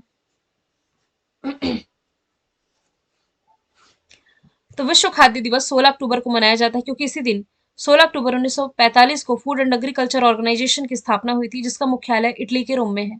इस बार की थीम है water is life, water is food, leave no one behind. अगला प्रश्न है, हाल ही में किस राज्य सरकार ने प्रोजेक्ट नीलगिरी तहर लॉन्च किया है? तमिलनाडु के द्वारा इसके राजकीय पशु के संरक्षण के लिए नीलगिरी तहर परियोजना की शुरुआत की गई है। तमिलनाडु की कैपिटल, मुख्यमंत्री, राज्यपाल सब बता चुकी हूं मैं आपको। स्ट्रीट चाइल्ड वर्ल्ड कप ये चेन्नई में आयोजित किया गया, सलीम सांगो को जीआई टैग मिला। मुख्यमंत्री फ्री नाश्ता योजना यहीं से संबंधित है। मेटी केला कन्याकुमारी लौंग जिसे जीआई टैग मिला। जलवायु परिवर्तन नीति लागू करने वाला पहला राज्य, ये सभी तमिलनाडु हो जाएगा। अंतरराष्ट्रीय ओलंपिक कमेटी के लिए 2028 में जो लॉस एंजल्स में ओलंपिक होंगे, इसमें शामिल किया गया है स्क्वैश, क्रिकेट और बेसबॉल। क्रिकेट को तो आप जरूर ही याद रखें। इंटरनेशनल ओलंपिक कमेटी की स्थापना 1894 में हुई। मुख्यालय लॉजन स्विट्जरलैंड में है। थॉमस बाक अध्यक्ष हो जाएंगे। हॉर्नबिल फेस्टिवल कहाँ मनाया गया? तो ये नागालैंड में मनाया जाता है। इसे ही त्योहारों का त्योहार कहा जाता है। नागालैंड जिसकी कैपिटल कोहिमा, मुख्यमंत्री नेफ्यूरियो, राज्यपाल नागेशन। तमिलनाडु में हमने पढ़ा है जल्लीकट्टू फेस्टिवल। उत्तराखंड में फूलों का त्योहार जिसे आप फूल देई त्योहार कहते हैं। और जम्मू कश्मीर में कंचोत और खीर भवानी मेला। अगला प्रश्न है दादा साहब फाल्के अवार्ड जो अभी घोषित हुए 2021 के लिए, इसकी विजेता है वहीदा रहमान। इनसे पहले थी आशा पारेख 2020 के लिए। 69वें क्रम के राष्ट्रीय फिल्म अवार्ड में याद रखें। तो दादा साहब फाल्के अवार्ड भारत में सिनेमा जगत का सर्वोच्च सम्मान है। इस अवार्ड का नाम धुंडीराज गोविंद फाल्के के नाम पर किया गया था। इन्हें फादर ऑफ इंडियन सिनेमा भी कहा जाता है। अब मैंने आपको फिल्म फेयर अवार्ड बता दिया, मैंने आपको दादा साहब फाल्के अवार्ड बता दिया, मैंने आपको आईफा अवार्ड बता दिया। अब सबसे इंपॉर्टेंट अवार्ड जिससे एग्जाम में पॉसिबिलिटी है क्वेश्चन बनने की, नेशनल फिल्म अवार्ड 69th क्रम के प्रदान किए गए हैं। इसमें बेस्ट एक्ट्रेस का अवार्ड 2 लोगों ने जीता है, आलिया भट्ट और कृति सेनन ने। आलिया भट्ट ने अपनी फिल्म गंगूबाई काठियावाड़ी के लिए, कृति सेनन ने अपनी फिल्म मिमी के लिए जीता है। 4 नेशनल अवार्ड की विजेता ये कंगना रनौत है। इसमें बेस्ट एक्टर का अवार्ड अल्लू अर्जुन ने जीता है इनकी फिल्म पुष्पा के लिए। और इसमें सर्वश्रेष्ठ फीचर फिल्म रही है आर आर माधवन की जो फिल्म है रॉकेटरी द नंबी इफेक्ट, इसके लिए। ये भारतीय जीवनी नाटक है जो कि इसरो के और एरोस्पेस इंजीनियर नंबी नारायण के जीवन पर आधारित है। और इसमें सर्वश्रेष्ठ हिंदी फिल्म रही है सरदार उधम। ये एक हिंदी ड्रामा फिल्म है जो कि पंजाब के स्वतंत्रता सेनानी का नाम है उधम सिंह, इनके जीवन पर आधारित है, जिसे डायरेक्ट किया है सुजीत सरकार ने।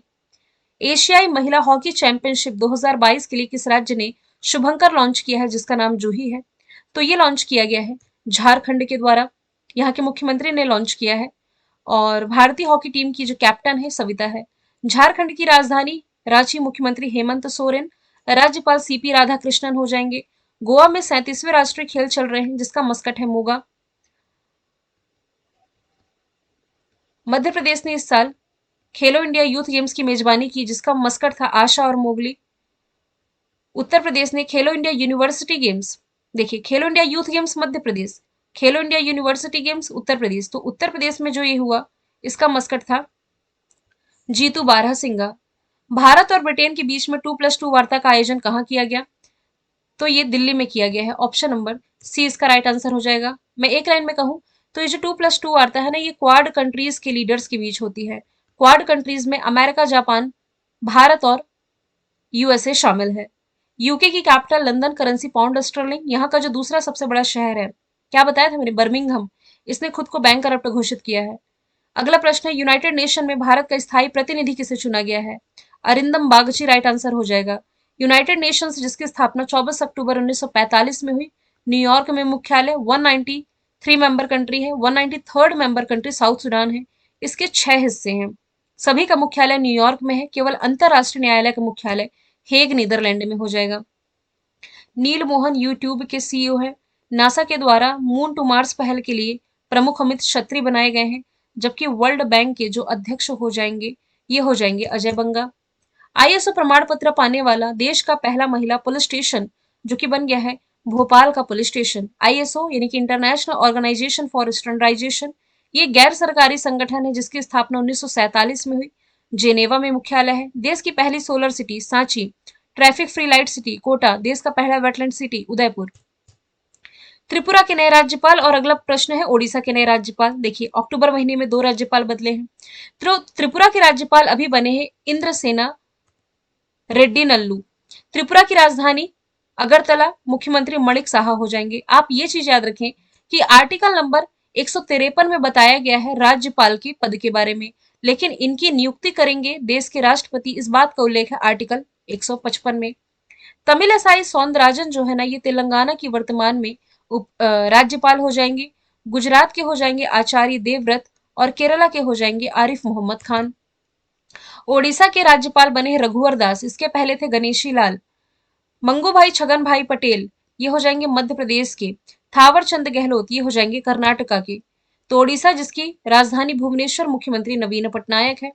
सुप्रीम कोर्ट ने किस अधिनियम के तहत समलैंगिक विवाह को कानूनी मान्यता देने से इनकार किया है? तो इसे आप वन लाइनर में याद रखिए, स्पेशल मैरिज एक्ट के तहत कोर्ट ने ये इनकार कर दिया है कि हम इसे मान्यता नहीं देंगे, यानी कि समलैंगिक विवाह को कानूनी मान्यता ये नहीं देगा। हालांकि भारत में देखिए, समलैंगिकता ये तो अपराध की कैटेगरी से मुक्त है, लेकिन इनके विवाह को कानूनी मान्यता नहीं दी जाएगी। साथ ही ये जोड़े गोद भी नहीं ले सकेंगे, इनका अधिकार नहीं है। कटी बिहू फेस्टिवल किस राज्य में मनाया गया? तो फसलों का त्योहार है जो कि असम में मनाया जाता है, जिसकी राजधानी दिशपुर। मुख्यमंत्री हेमंता बिस्वा शर्मा, राज्यपाल गुलाब चंद कटारिया है। नेशनल पार्क में काजीरंगा, मानस, नामेरी, डिब्रू साइखोवा, ओरंग, रायमोना, देहंग पटकाई आप पढ़ते हैं। नागालैंड में त्योहारों का त्योहार कहा जाने वाला हॉर्नबिल फेस्टिवल मनाया जाता है। तेलंगाना में बथकुम्मा फेस्टिवल जो कि फूलों का त्योहार है। और ओडिशा में फसलों का त्योहार एक है नुआखाई, ये मनाया जाता है। आगे चलते हैं। हाल ही में जारी वैश्विक पेंशन सूचकांक में कौन सा देश टॉप पर है? तो नीदरलैंड टॉप पर है। भारत को 45वां स्थान मिला है, जारी करता है मर्सर सीएफ इंस्टीट्यूट। नीदरलैंड जिसकी capital Amsterdam, currency euro, Mark Rutte इसके प्रेसिडेंट प्रधानमंत्री हो जाएंगे वर्तमान में। करप्शन इंडेक्स में डेनमार्क टॉप पर, शांति सूचकांक में आइसलैंड, प्रेस फ्रीडम इंडेक्स में नॉर्वे। अगला प्रश्न है, इंटरनेशनल ओलंपिक कमेटी की 141वें सत्र का आयोजन अक्टूबर 2023 में किया गया है मुंबई में, क्योंकि पॉसिबिलिटी है 2036 में भारत है जो कि ओलंपिक खेलों की मेजबानी कर सकता है। इंटरनेशनल ओलंपिक कमेटी की सभी फैक्ट मैंने जस्ट बताए हैं आपको। भारत की पहली रीजनल रैपिड रेल को नाम दिया गया है नमो भारत। ऑप्शन नंबर डी इसका राइट आंसर है, जो कि recently prime minister Narendra Modi के द्वारा लॉन्च की गई है। इसमें क्या क्या फैसिलिटी दी जा रही है वो तो मैं सब कुछ आपको मेंशन करके दूंगी, किन दो स्थानों के बीच चल रही है, किसे किसे कनेक्ट कर रही है, लेकिन यकीन मानिए ये एग्जाम का पार्ट नहीं बनेगा। जो आपको याद रखने की जरूरत है वो मैंने बता दिया। वंदे भारत स्पीड क्या है, चलिए कमेंट बॉक्स में आप बताएंगे। इंद्रजाल 5G इनेबल्ड ड्रोन है। गंगा विलास ये दुनिया की सबसे लंबी क्रूज सर्विस है जो कि बनारस से डिब्रूगढ़ के बीच चल रही है। अगला प्रश्न है, भारत ने किस वर्ष तक चंद्रमा पर अंतरिक्ष यात्री भेजने का लक्ष्य रखा है? तो आंसर इसका हो जाएगा 2040 तक। 2040 तक के अंतरिक्ष यात्री भेज सकता है। हालांकि भारत ने चंद्रयान 3 ये लॉन्च किया था 14 जुलाई 2023 को, और ये जो चंद्रयान 3 है सफल भी रहा, ये लैंड कर गया था सफलतापूर्वक। इसकी जो लैंडिंग डेट है ये आपको याद रखनी है 23 अगस्त 2023 को, क्योंकि इसी दिन भारत ने नेशनल स्पेस डे के रूप में मनाने की घोषणा की है। अबाबील मिसाइल का परीक्षण सफल परीक्षण रहा, पड़ोसी पाकिस्तान के द्वारा किया गया, जिसकी राजधानी इस्लामाबाद, करेंसी रुपया, president Arif Alvi, prime minister Anwaar ul Haq, ये भी हाल ही में एक्टिंग प्राइम मिनिस्टर बने हैं। ठीक है, आगे चलते हैं। किस देश को लिम्फेटिक फाइलराइसिस से मुक्त घोषित किया है? तो आंसर इसका हो जाएगा लाओस। आप देख पा रहे हैं हाथी पांव एक पैर सूज जाता है, ऐसी स्थिति आ जाती है। तो अभी हाल ही में ये बीमारी से खत्म हो चुका है लाओस देश। भारत में भी हालांकि इस बीमारी को खत्म करने का लक्ष्य 2027 रखा गया है। लाओस की कैपिटल वियतने, करेंसी इसकी लाओटियन किप हो जाएगी। हाल ही में ऑपरेशन चक्र 2 किसके द्वारा चलाया गया है? तो सेंट्रल ब्यूरो ऑफ इन्वेस्टिगेशन के द्वारा ये चलाया गया है। इसका पर्पस है साइबर अपराधों का पता लगाना। इसका पहला एडिशन लास्ट ईयर आया था। सीबीआई की स्थापना 1963, नई दिल्ली में हेडक्वार्टर। प्रवीण सूद वर्तमान में इसके अध्यक्ष हो जाएंगे। आईबी इंटेलिजेंस ब्यूरो प्रमुख है तपन कुमार डेका। रॉ research and analysis wing, research and analysis wing ये भी भारत की खुफिया एजेंसी है जिसका प्रभार रवि सिन्हा संभाल रहे हैं। United Nation World Tourism Organization के द्वारा किस गांव को सर्वश्रेष्ठ पर्यटन गांव 2023 के लिए चुना गया? तो ये धोरड़ गांव है। कहाँ का है ये गुजरात का एक गांव है। United Nation World Tourism Organization की स्थापना 1946 में हुई। स्पेन में इसका हेडक्वार्टर है। हालांकि पेरेंट ऑर्गेनाइजेशन इसकी यूनाइटेड नेशन ही है। यदि मैं बात करूं कुबलांगी की, तो इसके बारे में भी हालांकि मैंने पढ़ा रखा है। ये केरल का गांव है। देश का पहला सैनिटरी नैपकिन मुक्त जिला। माड़ा, माड़ा कहाँ है? उत्तराखंड में। देश का पहला गांव बना है ये। माफ कीजिएगा, सैनिटरी नैपकिन मुफ्त मुक्त कहना चाहिए मुझे। एक गांव है कुमलांगी केरल में। माड़ा उत्तराखंड में है, देश का पहला गांव बना। मोंडेरा 24/7 सोलर एनर्जी से संचालित देश का ये पहला गांव है, ये भी आपका गुजरात में हो जाएगा। कार्तिकेयन मुरली का नाम चर्चे में था, ये किससे संबंधित है? तो ये शतरंज से संबंधित है। क्यों चर्चे में आए? क्योंकि इन्होंने वर्ल्ड चैंपियन मैग्नस कार्लसन को हराया, और ये मैग्नस कार्लसन को हराने वाले तीसरे भारतीय खिलाड़ी बने। इनसे पहले हरि कृष्णा और विश्वनाथन आनंद इन्हें हरा चुके हैं। ये नॉर्वे से बिलोंग करते हैं, मैग्नस कार्लसन, याद रखें। क्रिकेट से संबंधित आगे हम पढ़ेंगे बिशन सिंह बेदी का नाम। फुटबॉल से Lionel Messi, Cristiano Ronaldo, Kylian Mbappe. Hockey से हरमनप्रीत सिंह, रानी रामपाल। देश का सबसे ऊंचा राष्ट्रीय ध्वज जो कि 418 फीट ऊंचा था, ये फहराया गया है किस बॉर्डर पर? तो ये अटारी बाघा बॉर्डर पर फहराया गया है। इसकी ऊंचाई है 418 फीट। इसके द्वारा बॉर्डर की गतिविधियों पर निगरानी रखी जा सकेगी, जो कि बीएसएफ सैनिकों की सीमा के पास की गतिविधियों पर नजर रखने में हेल्प करेगी। अटारी बाघा बॉर्डर जो है ना, ये पंजाब राज्य के अमृतसर जिले में लगभग 2500 किलोमीटर वेस्ट में स्थित है, और ये भारत पाकिस्तान की सीमा पर है। बिहार का चौथा कृषि रोड मैप, जो कि प्रेसिडेंट द्रौपदी मुर्मू जी के द्वारा जारी किया गया है। बिहार वाले ध्यान दें, ये अगले 5 सालों के लिए रोड मैप तैयार हो रहा है। पूरी योजनाएं इन 5 सालों के लिए होगी, 2023 से 28 के लिए। विदेश मंत्री एस जयशंकर, प्रधानमंत्री नरेंद्र मोदी, नीतीश कुमार यहाँ के मुख्यमंत्री हो जाएंगे बिहार के। हाल ही में जारी रिमोट वर्क इंडेक्स में भारत को रखा गया है 64 प्लेस पर। टॉप पर इसमें डेनमार्क, नीदरलैंड और फिर जर्मनी का स्थान है। किस महारत्न कंपनी को गोल्डन पिकॉक अवार्ड से सम्मानित किया गया? तो ये है आरईसी लिमिटेड। अच्छा, आरईसी लिमिटेड के बारे में पहले भी मैंने आप लोगों को बताया था। इसका डिस्कशन कब आया था? जब ये देश की 12वीं महारत्न कंपनी बनी थी। अब यहाँ पर जो महारत्न वाला टर्म है, ये कहाँ से आया? देखिए, महारत्न कहने का मतलब है कि उस कंपनी पर सरकार का हस्तक्षेप बहुत कम हो जाता है जब वो महारत्न कंपनी में शामिल हो जाती है। तो आरईसी लिमिटेड, इसकी फुल फॉर्म बनती है रूरल इलेक्ट्रिफिकेशन कॉर्पोरेशन लिमिटेड, जिसकी स्थापना 1969 में हुई और दिल्ली में मुख्यालय है। हाल ही में बिशन सिंह बेदी का निधन हुआ, ये किससे रिलेटेड है? क्रिकेट से। इन्हीं का डिस्कशन मैं कर रही थी। अभी 77 वर्ष की आयु में इनका निधन हुआ। 1990 में भारतीय राष्ट्रीय टीम के ये पहले पेशेवर मुख्य कोच भी रहे थे। यूनाइटेड नेशन डे और पोलियो डे दोनों आप याद रखें 24 अक्टूबर को मनाया जाता है। यूनाइटेड नेशन के 6 भाग बता चुकी, स्थापना, मुख्यालय, हेडक्वार्टर और ये इसके अध्यक्ष, ये सब का नाम इतने बार इस सीरीज में आया है, मुझे लगता है अब आप लोगों को रट चुका होगा। आगे चलते हैं। बंगाल की खाड़ी, यानी कि इंडिया के नक्शे में कुछ यहाँ है बंगाल की खाड़ी, यहाँ अरब सागर है। तो बंगाल की खाड़ी में जो चक्रवात बना है, तूफान, जिसका नाम है हामून, नामकरण इसका किया है ईरान ने। इंडिया के नक्शे में इधर देखें तो पाकिस्तान, और पाकिस्तान से फिर इधर ईरान, जिसकी कैपिटल तेहरान, करेंसी तोमान, राष्ट्रपति इब्राहिम राइसी हो जाएंगे। बांग्लादेश ने अभी इस साल जो चक्रवात चर्चे में था, बिपरजॉय, इसका नामकरण किया। भारत ने तेज चक्रवात का नामकरण किया, और एक चक्रवात जो चर्चे में था, आसानी, इसका नामकरण श्रीलंका ने किया। अरब सागर में बना चक्रवात तेजी किस देश से टकराया? अभी हम बंगाल की खाड़ी में डिस्कस किए। अब यदि मैं बात करूं तेज चक्रवात की, जो कि अरब सागर में बना है, ये रिसेंटली टकराया है यमन से। अभी हमने यहाँ ईरान देखा था, अब यहाँ है यमन। यमन जिसकी कैपिटल अदन, करेंसी यमनी रियल हो जाएगी। इस चक्रवात का नाम याद रखें, भारत के द्वारा दिया गया है इस देश को, इस चक्रवात का नाम, माफ कीजिए। किस प्रोजेक्ट के तहत निर्मित stealth guided missile destroyer Imphal, ये इंडियन नेवी को सौंपा गया है? तो ये विकसित किया गया है प्रोजेक्ट 15B के तहत। इस पूरी सीरीज में प्रोजेक्ट 75 का डिस्कशन आया। इस पूरी सीरीज में 17 अल्फा, 17A का डिस्कशन आया। अब 15B की तरफ हम पहुंच गए हैं। 15B के तहत ना 4 युद्धपोत बनेंगे, जिसमें कि एक विशाखापट्टनम है, दूसरा है मार्गमुगाव, तीसरा इम्फाल, अब जो चौथा लॉन्च होगा इसका नाम होगा सूरत। ये एक तरह का डिस्ट्रॉयर है। इसकी क्वालिटी अमेरिका और यूरोप के नामी शिप बिल्डर्स को टक्कर देती है। इसे मझगांव डाक शिपयार्ड लिमिटेड ने तैयार किया है। 75% इसमें स्वदेशी सामान लगा हुआ है, और ये मध्यम दूरी की सतह से हवा, यानी कि सरफेस टू एयर वॉर करने वाली मिसाइलों से ये लैस होगा। आगे चलते हैं। भारत और किस देश के बीच में हरिमोह शक्ति अभ्यास शुरू हुआ? तो भारत और मलेशिया के बीच में होने वाला यह अभ्यास है हरिमोह शक्ति, जो कि रिसेंटली मेघालय के उमरोई में आयोजित किया गया। मलेशिया जिसकी कैपिटल कुआलालंपुर, करेंसी मलेशियाई रिंगित, प्रधानमंत्री अनवर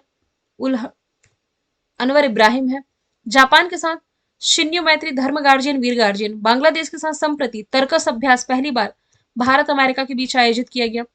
हाल ही में किस देश ने मिसाइल रक्षा प्रणाली आयरन बीम का परीक्षण किया। तो लास्ट ईयर आयरन डोम चर्चे में था, इसी का एडवांस वर्जन आयरन बीम, ये इसराइल ने सफल परीक्षण कर लिया। अब इसराइल का इतने बार डिस्कशन आ चुका है, ये लोकेशन वोकेशन सब कुछ मैं आपको बता चुकी, ऑपरेशन अजय ये भी बता चुकी, आपको इसराइल से याद रखना है। इस टेक्नोलॉजी के माध्यम से ना, ये लेजर लेजर टेक्नोलॉजी के माध्यम से, मान लीजिए गाजा पट्टी से इसराइल पर हमला हो रहा है, तो इसे लेजर के थ्रू यदि हमला हो रहा है तो हवा में ही ये भेद सकेगी अपने लक्ष्य को, ये खासियत है। किस पड़ोसी देश ने भारत समेत 7 देशों के नागरिकों को निशुल्क वीजा की सुविधा प्रदान की है? तो ये श्रीलंका के द्वारा प्रदान किया जा रहा है। भारत के अलावा China, Russia, Malaysia, Japan, Indonesia और थाईलैंड इसमें शामिल है। बेसिकली ना, यहाँ टूरिज्म को बढ़ावा देने के लिए, क्योंकि लॉकडाउन के बाद आर्थिक स्थिति यहाँ बहुत खराब हो गई थी, मेन इसका इनकम का जो सोर्स है ये टूरिज्म ही है। टूरिज्म बहुत ज्यादा प्रभावित हुआ था, तो फिर से लोग इनके देश में आए, पैसा खर्च करें और फिर से रेवेन्यू जनरेट हो, इसलिए श्रीलंका ऐसी पहल कर रहा है। वनडे क्रिकेट में सबसे तेज 2000 रन बनाने का रिकॉर्ड बनाया है शुभमन गिल ने, जो कि ऑरेंज कैप विजेता भी है। आईपीएल में पर्पल कैप विजेता मोहम्मद शमी है। इन्होंने 38 इनिंग में 2000 रन बनाने का रिकॉर्ड बनाया है। और वर्ल्ड कप में 2 बार 5 विकेट लेने का रिकॉर्ड किसके नाम पर है? ये है मोहम्मद शमी के नाम पर। अभी तो लिया है इन्होंने, न्यूजीलैंड के खिलाफ लिया था 22 अक्टूबर में जो मैच हुआ था। अब जो पिछला वर्ल्ड कप था 2019 में, इंग्लैंड के खिलाफ भी इन्होंने 5 विकेट लिए थे। एलिस्टर कुक इंग्लैंड से बिलोंग करते हैं, जो संन्यास ले चुके हैं। साउथ अफ्रीका से बिलोंग करते हैं कगिसो रबाडा, जो कि आईपीएल में 100 विकेट लेने का रिकॉर्ड है। और साउथ अफ्रीका से ही बिलोंग करते हैं एबी डिविलियर्स। वर्ल्ड कप में सबसे तेज शतक लगाने का रिकॉर्ड किसके नाम है? मैंने आपको पढ़ाया है सबसे ज्यादा शतक, तो वो तो है रोहित शर्मा, लेकिन सबसे तेज यानी कि मात्र 40 बॉल में सेंचुरी लगा दी है ऑस्ट्रेलिया के ऑलराउंडर ग्लेन मैक्सवेल ने। डेविड वार्नर सबसे ज्यादा आईपीएल मैच खेलने वाले विदेशी कप्तान हैं। सैम करन इंग्लैंड से बिलोंग करते हैं, आईपीएल के इतिहास के सबसे महंगे खिलाड़ी। 18.5 करोड़ में पंजाब किंग्स ने इन्हें खरीदा था। डेविड कॉनवे, वैसे ये साउथ अफ्रीका में जन्म हुआ, न्यूजीलैंड के लिए खेलते हैं। इस बार के आईपीएल में प्लेयर ऑफ द मैच यही रहे थे। अभी अक्टूबर के महीने में इलेक्शन कमीशन ऑफ इंडिया ने अपना नेशनल एम्बेसडर राजकुमार राव को बनाया है। इलेक्शन कमीशन ऑफ इंडिया की स्थापना 25 जनवरी 1950 में हुई। दिल्ली में मुख्यालय। राजीव कुमार वर्तमान में इसके अध्यक्ष हैं। पहले अध्यक्ष सुकुमार सेन थे। राजकुमार राव फिल्म फेयर अवार्ड में बेस्ट एक्टर का भी अवार्ड जीते हैं। फर्स्ट पार्ट में ही मैंने इनके बारे में बताया था। सखारोव पुरस्कार, जो कि यूरोपीय यूनियन के द्वारा दिया जाता है, इस बार का जीता है जीना महसा अमीनी ने। इनकी न्यूज ना पिछले साल चर्चे में थी। सितंबर 2022 में ईरान की धार्मिक पुलिस की हिरासत में इनकी मृत्यु हो गई थी। मतलब एक ड्रेस कोड का उल्लंघन किया था, जो कि मुस्लिमों के लिए कंपलसरी है। इसके बाद आंदोलन भिड़का, ये जेल में थी और जेल में रहते रहते इनकी मौत हो गई थी, तब इनका नाम चर्चे में आया था। अब देखिए आज कितनी तारीख है? 28 अक्टूबर है। और ये जो पूरा कंटेंट है ये 28 अक्टूबर तक का अपडेटेड है। यदि आप डेली करंट अफेयर पढ़ रहे हैं तो आज के ही करंट अफेयर में मैंने आप लोगों को ये पढ़ाया है, ये न्यूज, कि अभी हाल ही में कतर की अदालत ने भारत के 8 पूर्व नौसैन्य अधिकारियों को मौत की सजा सुना दी है। ठीक है। हालांकि कारण इसका पब्लिक नहीं किया गया है। आरोप ये है, मतलब कि वहां की जो स्थानीय मीडिया है इसके अनुसार इन्हें जासूसी के आरोप में गिरफ्तार किया गया है। तो भारत हालांकि प्रयास कर रहा है कि किसी तरह इन्हें छुड़ाया जा सके। कतर में 8 लाख भारतीय रहते हैं और काम करते हैं। कतर में सबसे बड़ा मतलब भारतीय है जो सबसे बड़ा प्रवासी समुदाय है। कतर की राजधानी दोहा, करेंसी कतरी रियाल है। यहाँ से हमने यमन देखा था, हमने ओमान देखा, यूएई देखा, कतर देखा, यहाँ ईरान देखा। तो मैप के थ्रू भी काफी सारी चीजें आपकी क्लियर हो गई हैं। राष्ट्रीय स्तर पर सरस आजीविका मेला ये आयोजित किया गया है हरियाणा में, हरियाणा के गुरुग्राम में। हरियाणा की राजधानी चंडीगढ़। मुख्यमंत्री मनोहर लाल खट्टर, राज्यपाल बंडारू दत्तात्रेय हैं। सुल्तानपुर और कलेश्वर 2 महत्वपूर्ण यहाँ के नेशनल पार्क हैं। देश का पहला अनाज एटीएम और दुनिया की सबसे बड़ी सफारी पार्क, दोनों का निर्माण गुरुग्राम में होगा। और हाइड्रोजन से चलने वाली देश की पहली ट्रेन हरियाणा से लॉन्च की जाएगी। हाल ही में किस प्लेटफॉर्म ने ऑडियो और वीडियो कॉलिंग का नया फीचर लॉन्च किया है? तो आज ही के करंट अफेयर मैंने बताया है, ट्विटर के द्वारा इस नई फैसिलिटी की शुरुआत की गई है। ट्विटर की स्थापना 2006 में हुई। यूएसए की कंपनी है। इसके सीईओ लिंडा यकारिनो है। किस राज्य ने जमरानी बांध परियोजना को मंजूरी दी? तो आंसर तो उत्तराखंड है। इस परियोजना के लिए उत्तराखंड को 48 साल का इंतजार करना पड़ा है ना, और अब इस परियोजना पर काम करना शुरू हो जाएगा। इसे केंद्र सरकार की मंजूरी मिल चुकी है। उत्तराखंड के ये सभी फैक्ट फिर से मैं अभी 2-3 बार तो मैंने लिखा ही है और यहाँ पर मेंशन भी कर दिया है मैंने। विक्रम 1 रॉकेट किसने लॉन्च किया है? ये स्काई रूट एरोस्पेस जो कि भारत की प्राइवेट स्पेस कंपनी, इसके द्वारा लॉन्च किया गया। तो अब भारत में धीरे धीरे जो प्राइवेट स्पेस कंपनी है, ये भी अंतरिक्ष की दुनिया में अपने कदम जमा रही है, जैसे अमेरिका में होता है। अमेरिका में जो private space company Elon Musk ऐसा काम करती भी है हालांकि। तो विक्रम एस जो रॉकेट लॉन्च हुआ है, तो भविष्य में इसरो इन रॉकेट की मदद से ज्यादा से ज्यादा सैटेलाइट लॉन्च कर पाएगा। स्काई रूट की स्थापना 2018 में हुई, मुख्यालय हैदराबाद में है। देश का पहला 3D रॉकेट ये अग्निकुल कॉस्मोस ने श्रीहरिकोटा आंध्र प्रदेश से लॉन्च किया। ड्रोन का एम्बेसडर गरुड़ एरोस्पेस ने महेंद्र सिंह धोनी को बनाया है। और दुनिया का सबसे शक्तिशाली रॉकेट जिसका नाम था स्टारशिप लॉन्च किया गया था स्पेस एक्स के द्वारा। अब अंतिम के दो प्रश्न हैं। नीरज चोपड़ा को लॉरियस ने अपना एम्बेसडर बनाया है और भारतीय महिला क्रिकेट टीम के नए कोच अमोल मजूमदार बने हैं। तो 421 प्रश्न ही थे आपके पूरे आज तक, यानी कि 28 अक्टूबर तक का ये आपका अपडेटेड करंट अफेयर है। यदि ये पूरी सीरीज आपको पसंद आई हो तो वीडियो को आप लोगों को ज्यादा से ज्यादा शेयर करना है, ठीक है? शेयर करना है। और यदि आप डेली की करंट अफेयर चाहते हैं तो दिवाली के बाद मैं आपको मिलूंगी, मतलब 31 अक्टूबर तक तो क्लास ले रही हूँ, इसके बाद डायरेक्ट दिवाली के बाद डेली करंट अफेयर की क्लास हम डिस्कस करेंगे, ठीक है? वीडियो को शेयर करना बिल्कुल ना भूलें, बहुत मेहनत की गई है इस पूरी सीरीज में। Thank you so much.